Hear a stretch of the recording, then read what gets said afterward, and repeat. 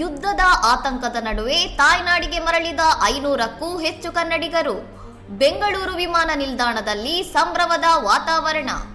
Israel Iran ಯುದ್ಧದ ಹಿನ್ನೆಲೆಯಲ್ಲಿ ರದ್ದಾಗಿದ್ದ ವಿಮಾನಯಾನ ಸೇವೆ ಸೋಮವಾರದಿಂದ ಮರು ಆರಂಭವಾಗಿದ್ದು, ಅಬುಧಾಬಿಯಿಂದ ಬಂದ 2 ವಿಮಾನಗಳಲ್ಲಿ ಕನ್ನಡಿಗರು ಸುರಕ್ಷಿತವಾಗಿ ಬಂದಿಳಿದಿದ್ದಾರೆ.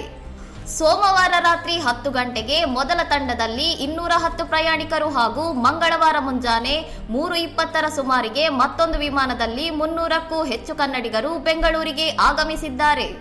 ದುಬೈ ವಿಮಾನ ನಿಲ್ದಾಣದ ಬಳಿ ನಡೆದಿದ್ದ ಸ್ಫೋಟದ ಭೀತಿಯಿಂದ ಪಾರಾಗಿದ್ದ ಬ್ಯಾಡ್ಮಿಂಟನ್ ತಾರೆ PV ಸಿಂಧು ಕೂಡ ಇಂದು ಬೆಂಗಳೂರಿಗೆ ಸೇಫ್ ಆಗಿ ಮರಳಿದ್ದಾರೆ.